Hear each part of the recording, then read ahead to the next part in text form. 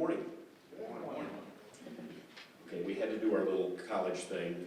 We do have a friendly competition between the major universities, or at least a couple of them, within our organization. And I'll just say, even though VCU is still undefeated in football, we're glad we don't play them.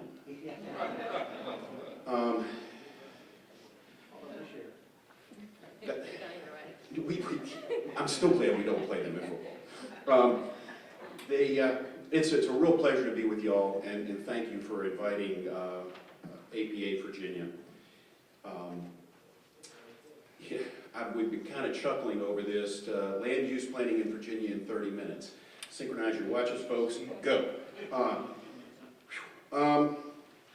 Let me do a little history. And you have the toolkit, as we refer to it, in your book. We encourage you to just take it with you. Read through it. It will give you a lot of good general information. We update it every year after every General Assembly session, and usually get that done and back out to everybody by about October. So it's something that's a living document. There's a new edition each year.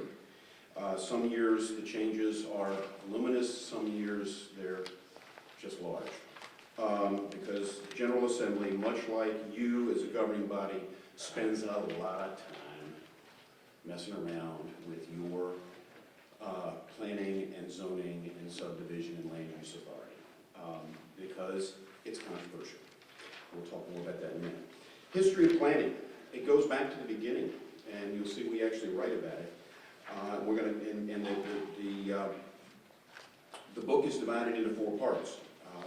The history is in section 1. Section 2 talks about the comprehensive plan, which Emily's going to talk about. Section 3 talks about some of the implementing tools of the comprehensive plan. 1, which I like to refer to as a cruel joke, the official map, and I'll explain that in a minute. Subdivision regulations, zoning, capital improvements program are all covered in that chapter. But then also there's information on some of the other tools that you have available. We just don't have time to get into any detail on those. Let's talk a little bit about the history. Jamestown. Jamestown was a planned community, and that really is the beginning of planning in Virginia. And if you look at the map and how the fort and the town within the fort is laid out, you see that there were areas set aside for residential, areas set aside for business activities, areas set aside for your public uses. And so that whole concept is grounded in 400 years ago in Virginia. Move forward. You look at Williamsburg. Williamsburg was very much a planned community, and there were uses in different areas, whether you had the Capitol or the governor's palace, or you had the artisan shops, or you had the residences. It was a planned out endeavor. And your authority for planning is grounded in 15.2/2200 of the Code of Virginia. I want to read that, and pardon me for taking this time, but this is a very, very important part of state code to what you do relative to land use. This chapter is intended to encourage localities to improve the public health, safety, convenience, and welfare, and you'll use those terms over the years, for their citizens, and to plan for the future development of communities to the end that transportation systems be carefully planned, that new community centers be developed with adequate highway, utility, health, educational, recreational facilities, that the need of mineral resources, that the needs of agriculture, industry, and business be recognized in future growth, that the concerns of military installations be recognized, and it goes on really in much detail about military, and that the growth of the community be consonant with the efficient and economic use of public funds. So good planning is about wise investment and good, efficient use of public funds. Look, any of you that run a business, any of you that run a household, know that you have to plan to efficiently manage your financial resources. It's the same thing with your counties. That section is a pretty broad mandate. Now, we'll spend a lot of time, and we spend a lot of time each year in the General Assembly, and we'll be doing it this year over some interesting issues, where the Assembly says, well, wait a minute, you can't go but so far in this area, or you can't go but so far in that area. But where the Assembly hasn't spoken to it, many localities use that section to interpret broad authority to do things for the health, safety, and general welfare of the public. With that, Emily, I'm going to let you talk about comp plans. I set this up, you didn't know we'd be bouncing around quite so much. So the comprehensive plan is a guide that you guys are going to be using in your work on the board. You're required to have one. That's basically one of those fun things that comes out of the state. You're required to have a comp plan based on the code requirements, and those elements need to include specific things, but can include other items that are unique to your locality. So transportation, infrastructure, utilities, schools, parks, things like that all need to be included in the comprehensive plan. The plan's idea, as Eldon touched on earlier, goes back to the history of planning. You need to be able to prepare for change as well as cope with it. Some of us are experiencing different types of change. So a lot of us might be experiencing population growth pressures, and that's something that you can really account for in your comprehensive plan. Others have aging infrastructure and other items that we really need to be making sure that we're planning for. But every comp plan is different. Some of your comp plans could fit in a small notebook, some in a larger binder. Some probably would fill up the table you're sitting at. Every plan should be different because every locality is different. It's specific to you. You basically are going to hit, again, those required topics that you have to put in, but then things that are unique to your community and your locality. The Planning Commission is required to develop this plan. The commission is very important to you as a Board of Supervisors member. You're going to notice that a pretty good percentage of your agendas are going to deal with land use issues. And the reason that planning commissions were basically created as an appointed body is to advise you about these land use issues. So whether it's zoning or subdivision issues or the comp plan, you get your recommendations through your planning commission. And you should be able to rely on them as your land use authority. Again, these people are appointed into their positions by you to be a resource for you. Obviously, one resource, your staff and county attorney, another resource. But land use is something that you will probably see at almost every one of your meetings.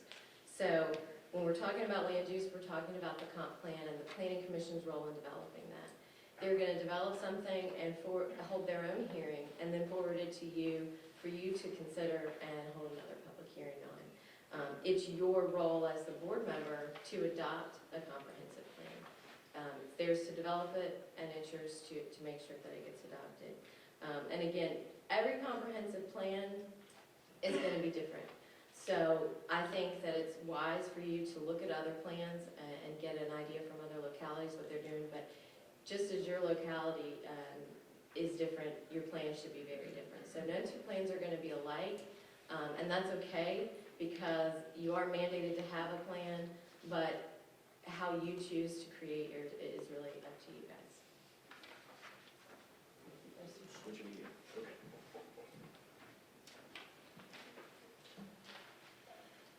Okay, the tools for implementing the plan.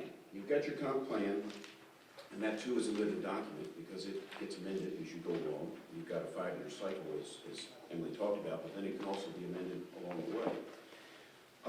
But one of the first tools that the General Assembly made available to you is the one I refer to as a cruel joke, which is the official map.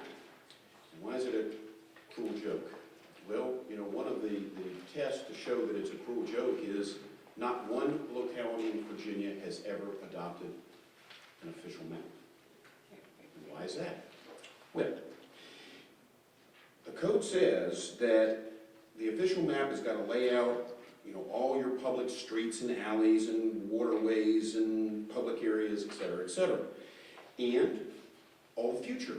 You know, so if you're going to extend, you know, whatever boulevard, you're going to show where it's going to be extended on that map. And you're going to show where the center line is going to be. And you're going to show the right-of-way. Now, that in and of itself is a pretty hard planning exercise, but then it gets even better. Fortunately, it's a discretionary tool. You can choose not to have an official map, which everyone has chosen.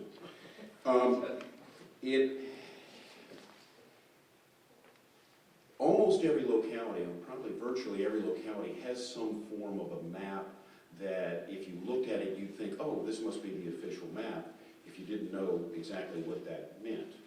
So you have the aspects as part of your comp planning, but you don't have the level of detail and you don't have the code required restrictions. If you adopt an official map, you're doing something good for your community. You're saying, hey, we're going to extend this road, or we're going to build a park over here, or we're going to build a new administration building or a new courthouse, and here's where it's going to be. So everybody knows, and the person that owns that land knows too. And it gives you the authority to block someone from building something in the way of that road or whatever. But how do you do that? Somebody applies for a building permit to build a commercial building where you're going to extend Johnson Boulevard, 10 years down the road according to your official map, and you've got 60 days to approve or deny that building permit. If you approve that building permit, you just throw your official map out the window, okay? But if you deny that building permit, you have 120 days to buy his land or her land. And hence why no one has, because that is not practical. So we have this tool that when you first see the words of why it exists, it sounds good. But real life application, it's a cruel joke. Okay. Now let's talk about a very important tool, and that's the capital improvements program. Localities can choose to have a CIP. And when you say CIP, that means capital improvements program under the code, but it's referred to as often as capital improvements plan, or it's referred to as capital improvements budget. They're all the same thing, because it's linking the public facilities that you have talked about in your comp plan to your budgeting process. Planning and budgeting. Okay, now this is not a cruel joke. This is an important tool if you choose to use it. Now, if you choose, the Board of Supervisors says to the Planning Commission, we want a capital improvements program, then the Planning Commission is mandated to do certain things to build that program. It is supposed to cover 5 years. You are supposed to update it annually, so you push it out the next year, each year. You don't adopt it and then wait 5 years to adopt a new one. It is an annual cycle because it becomes part of the budgeting process. You build that 5-year plan of things you're going to do, whether it's extend a sewer line, whether it's build a school, and more often than not, it's build a school, because that's the big expenditure. You're going to say, okay, in year 3, we're going to do this. We're going to add a wing to Charlestown Elementary School in year 3. And here's how much in a planning number it's going to cost. And in year 2, we're going to do the design, and here's how much in a planning number it's going to cost. And if that school expansion is laid out on your comp plan, you're good to go. Everything moves along. If, though, you have come up with a capital improvement that is needed, not just a wish list, but is needed, and it's not spelled out in your comp plan, you have to go through what is referred to as the 2232 review, which refers to section 15.2, 2232 of the Code of Virginia, which requires that if it's not spelled out in the comprehensive plan, you've got to go through a review as a planning commission and determine that it is in conformance with your comprehensive plan for a capital improvement that isn't specifically spelled out. You will hear about 2232 reviews in your tenure on Board of Supervisors. Either that or you're just not building anything. Because things come up within the cycle of your life, of your comprehensive plan, that won't necessarily be spelled out. That because the world changes, that you end up having to consider building and figuring out how to plan and to budget for. If you're a jurisdiction that accepts cash proffers or real property proffers in a rezoning that are off-site to the development, you must have a CIP. Okay? There's where the mandate exists. If you don't accept those proffers, it's discretionary for you. So with that, go back to the next two tools, zoning and subdivision, other fun stuff. Now, let me just say, well, no, I'll let that go.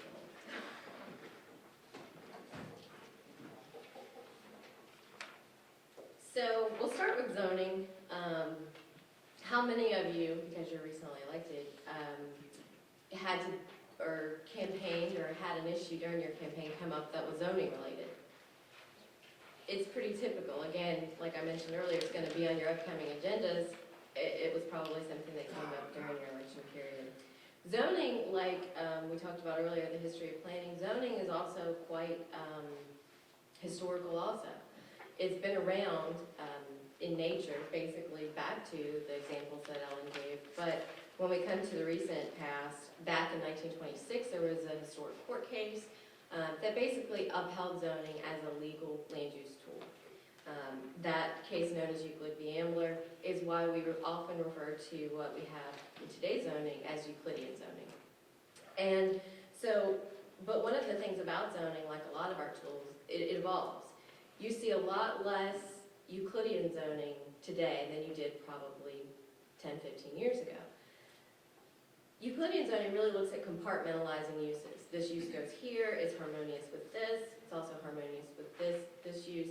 You have a lot of compartmentalization. In today's world, and probably in a lot of your communities, you're seeing more of a mix of uses, basically mixed use zoning, which kind of blurs some of those lines. It's a little less black and white, and you're getting into some areas where we have a lot of uses that tend to be harmonious. And so is having a residential and business in the same district something that we need to keep a firm line on. And a lot of localities are looking at this, some based on changes out of the General Assembly over the past few years, and some just based on the nature of how their communities function. You'll notice in historic main streets, a lot of times you had shops with residential above. Mix of uses that seems to be very compatible.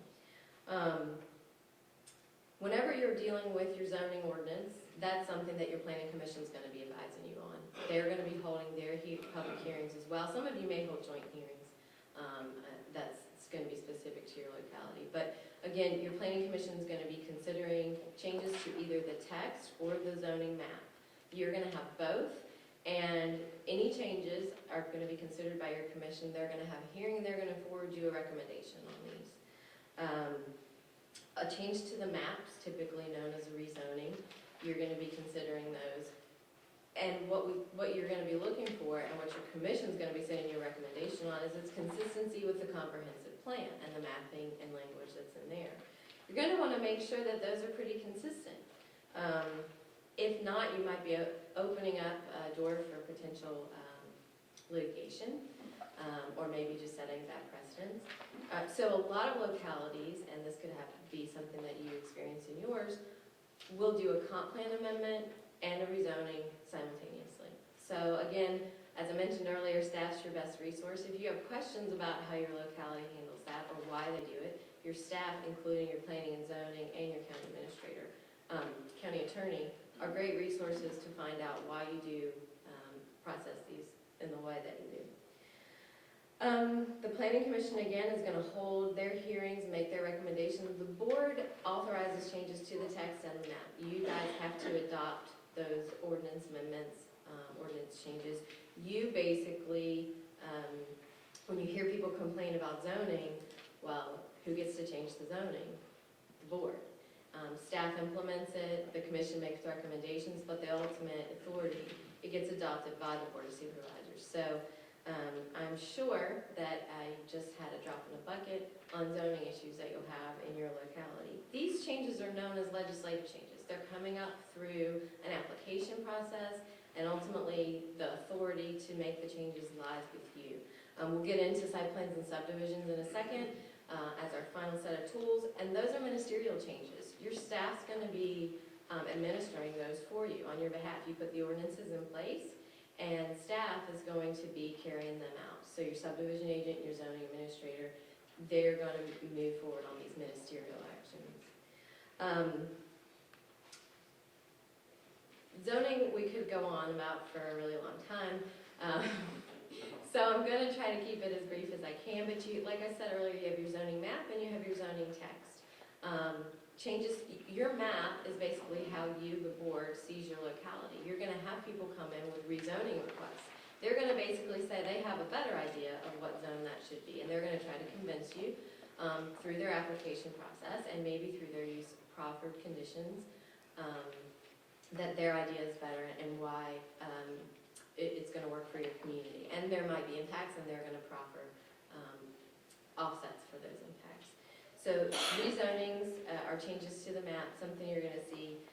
Other things that you're probably going to look at are things like conditional use permits. So that means basically that in general it could fit, but they're reviewed on a case-by-case basis. The use is not wide open in the district, but it is something that potentially, if my neighbor wanted to do something, it's pretty harmonious with our district, and on a case-by-case basis, the board's going to take a look at those.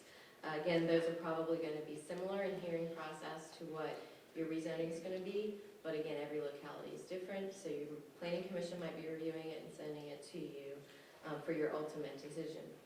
In some localities, I don't know how many, but in one particular, you'll have the same enabling legislation, special exceptions, conditional use permits, carried out by Board of Zoning Appeals, BZA. They typically handle variances and appeals of your zoning administrator, but can be authorized to handle special exceptions. Talk to your county attorney and your staff on how you do it and why you do it that way, because there's not always flexibility, but when there is, you want to make sure that you as a board are looking at what works best for your community. And I'm going to try to close on zoning. But you'll look in the toolkit, there's tons of zoning opportunities out there that lots of different localities are taking advantage of. So you're going to see things like form-based code. That's not going to work in every locality, but it might work for your downtown revitalization or a new green space that just came open that you're looking to do something unconventional in. There's also zoning related to your ag and forestal districts. If that's something that your community has said is relative to how you want the future of your community to go, then that might be the type of zoning tool that works best for you. So a lot of the tools are outlined in the toolkit, and zoning tends to be the largest section in there. There's a section in there on site plans and subdivisions. So you're not required by state code to have zoning. You are required by state code to have a subdivision ordinance. In the locality where I work, we've had a subdivision ordinance in place since 1965. They didn't adopt zoning until 1984. Subdivisions, again, are ministerial actions, as are site plans. So you might have, if you have a history with the planning commission, looked over these, but again, they are up to staff to carry out. And they're just a couple of the tools that ultimately impact your plan. If you're seeing subdivisions and site plans come before the commission or staff that aren't being carried out, or development in your locality doesn't look the way that you thought it would, that's when you go back and you edit your comp plan, and that's when you edit your ordinances to make sure it's consistent. There's a lot of different tools in place that fall under these categories, but I think Eldon and I tried to outline the four main that are consistent with the toolkit. Your CIP, the official map, zoning and its many options, as well as site plans and subdivisions. And we tried, Eldon mentioned earlier, Eric tried to keep us on a very tight time schedule, so we tried to cram as much as we could in, knowing we were only going to scratch the surface today, but giving you the toolkit as a guide so that you can delve into it a little bit more, and hopefully it's going to make you think of questions or ideas that you can go over with your staff. And we tried to also leave time for some questions, both for Eldon and I, and Eric, and the VACo staff. And if you get into really good detailed questions, we're going to refer to the true expert, Mike Chandler, who's sitting in the back of the room, who's going to critique me later on how well I did. Yes, Granville Hogg. You mentioned about the BZA and Board of Zoning Appeals. Once it is that an issue goes to the Board of Zoning Appeals, it's then going to be determined by judicial review. And the question is now, should the county boards of supervisors, of which it is at a administrator has made a decision, it's appealed to BZA, it's now out of the control of the county. And based on the judicial side, I don't know as though they always make the best decision. So what I might add is it better to, once it is that it comes from your administrator, to have Board of Supervisors have the final review on that as the reason for its denial, et cetera? Or is it better to let it go straight to the judicial branch? That's an opinion question. That depends on your perspective. It depends on which board you sit on. You know, it's intended, it's a quasi-judicial body. And it is, if the zoning administrator has made an interpretation of the zoning ordinance, okay, use X, which isn't clearly spelled out, is it really allowed? Did we mean that? Did the board mean that when they wrote the zoning ordinance the way they did? Board of Supervisors mean that when they wrote, and the zoning administrator interprets yes. Well, a aggrieved landowner appeals that, because they've got a time period to say, no, we don't agree. Well, that becomes a quasi-judicial decision, so it's taken out of the legislative and it's moved to the judicial branch. I mean, this is, you know, our whole branches of governance and checks and balances. And this is kind of foundational. And if there's disagreement to what the BZA does, then you go to circuit court. And from there to the Supreme Court. We just had 2 decisions handed down yesterday that ran through that very process. I hope that helps. Is there a way to reel that back in? Would you suggest that the... You decide to amend your zoning ordinance to clarify after the judicial process has run its course? You decide you don't like that outcome, wait a minute, maybe we just didn't write it as well as we should have? I mean, that's what the General Assembly does all the time. I mean, basically, the administrator works for the county administrator, correct? The zoning administrator. So basically, she is an employee of the county administrator. If in fact the decision is made and the county administrator is then advised, the board can then say, we would like to have an opportunity to consider that decision. Well, the Board of Supervisors can appeal a zoning administrator's decision to the BZA. And the Board of Supervisors can appeal, but you're moving from the legislative branch to the judicial, and you can be a party in that. Back in my King George days, we did that over a radio tower where we actually took our our building official and appealed. we lost. But the code gives some certain independent authority to those administrators so that you don't have the politics process mess with those decisions that are spelled out in code to happen a certain way. And the BZA still is a quasi-county function, and as such, they, whether the County Board of Supervisors determine or not, they are entitled to legal counsel at county expense, whether you like it or not. Right. I mean, Just as chairman of the BZA for 15 years, I just wanted to let you know. You can pay. what's important here, folks, what's important here is this is foundational to our form of governance. Checks and balances. We have these looks from these different angles that deal with the different branches of government.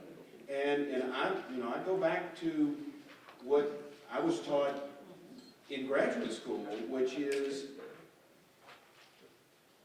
our system is not built on efficiency of decision making. It's built to maximize the opportunity of public input. If you want efficient decision making, go to Cuba. But I would just say, to sort of close the gap there, the role of the board, should you enter into litigation based on your BZA, is to take a look at that section of text, that broad section, the chapter, your zoning ordinance in general, and then refer to your planning commission and say, we need to really reevaluate this. We've got to And tighten then this you'll up. see some changes come to you through recommendations to the board. Good afternoon, Jack White, Matthews County, go Hokies. I was reluctant to ask this question until we just had this discussion. TMDLs, total maximum daily load implementation plans, region-wide, watershed-based, right now not impacting zoning, but would you all please care to comment and predict or prognosticate?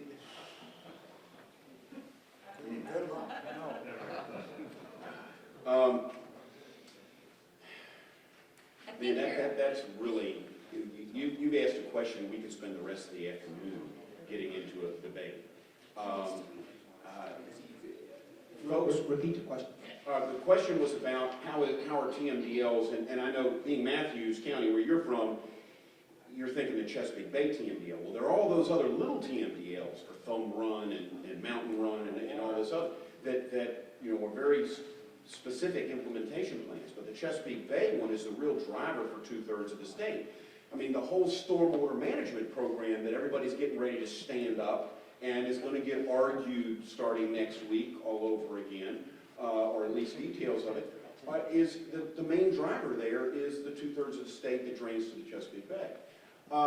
It's a real dilemma. As we go forward in the paradigm that has been set up with these 2-year milestones, there's going to be more and more pressure on you as local governments to do things. And I don't think anybody can even predict, anybody in this room anyway, I know I can't, how challenging some of that is going to be going forward. On the one hand, all right, one of my clients, the Rappahannock River Basin Commission, have been involved with, it's elected officials from up and down the Rappahannock, some in this room are well familiar with it, as well as members of the legislature. One of our chairman had made a statement a couple years back. 20 years, 25 years, and $6 billion of public money, yeah, we've made progress, but we've got a long way to go. Where's the next $6 billion coming from? And I mean, local governments just on the wastewater side and the state have spent over the last dozen years $1 billion. And it's ratepayer money. It's general fund money to pay the debt service, but the local side is out of your utility ratepayers. And now, do we need to do it? All you got to do is look at the impact that pollution has had on Virginia's heritage industry, seafood, to know we have an obligation just to ourselves to do something about it. But how do we do it in a way that's affordable? That's the challenge that faces all. I don't know if that's the answer you wanted. It's a thorny one. But it's coming back to local government. Because you're where the rubber meets the road. With that, I'm sure anybody's ready to go. I have an answer to the question up here about the zoning administrator. If we get back to basic pecking order, the zoning administrator should not be determining what the ordinance is supposed to be or interpreting it. That ought to go back to the planning commission and the board of supervisors. And in so many cases and ours in Madison, the zoning administrator does the interpretation, which is sometimes way off. I got another comment. I was really tickled to see that we had a land use thing on here. But in Madison, 85% of our county is actually in land use for tax purposes. And I was hoping the land use here was going to give us some insight into that, because that's an enormous problem in some localities. Are y'all ever going to get into that discussion of actual land use for tax purposes? That wasn't the specific topic. Our topic was intended to be the broader land use planning issue, but there is a section in the toolkit that talks about land use value taxation, how it works, and some of the issues surrounding it. And how it also gives examples of localities that are using it and how they're using it. It's governed by its own section of state code, but it is a tool for land use conservation or preservation, depending on how your locality uses it.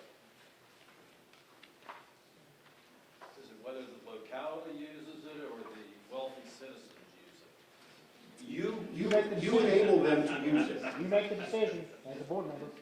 Go ahead. Mike Weinberger, Gloucester.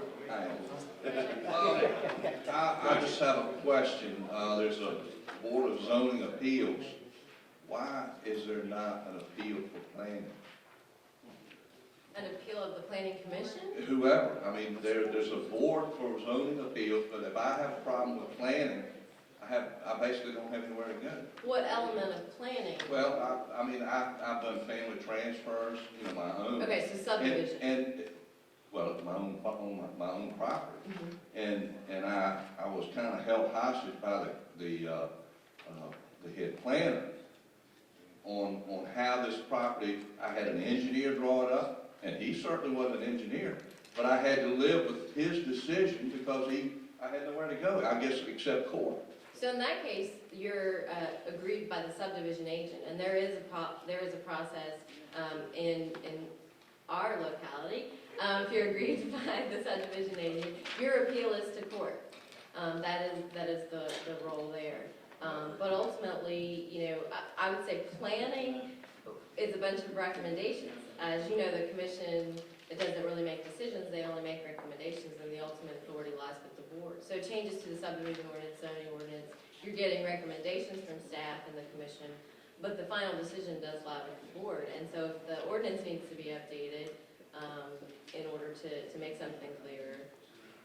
So just to repeat what Emily said, the administration of the subdivision ordinance, which the Board of Supervisors adopts, is a ministerial action by the staff. And therefore, you're only, it's a ministerial on the subdivision ordinance, and your appeal then goes directly to the courts without going to the BZA. And let's talk just a minute about a difference between a legislative and a ministerial decision. Legislative decision, like in rezoning, the Board of Supervisors has the authority given to them by the Commonwealth of Virginia to evaluate whether that decision, in your judgment, reasonableness, whether that is in tune with the health, safety, and general welfare of the citizenry of your county. Okay, that's a legislative decision. A ministerial decision, you've passed an ordinance under your authority that says, here's what we will allow to happen. And if a landowner or somebody wants to buy land, wants to build or develop something, if they come in with their site plan and they have done everything that the ordinance says they have to do, it's approved. And your administrator is basically making sure that everything that's ticked off on that list is done. If 5 are done and 1 is not, the administrator can send it back and say, you haven't given me a full package. But they don't have a discretionary decision where I don't like it. That's the difference in state code between legislative and ministerial. Mike, you want to? Yes. The code section you gave, 2232. Yeah. Could you give us a full section?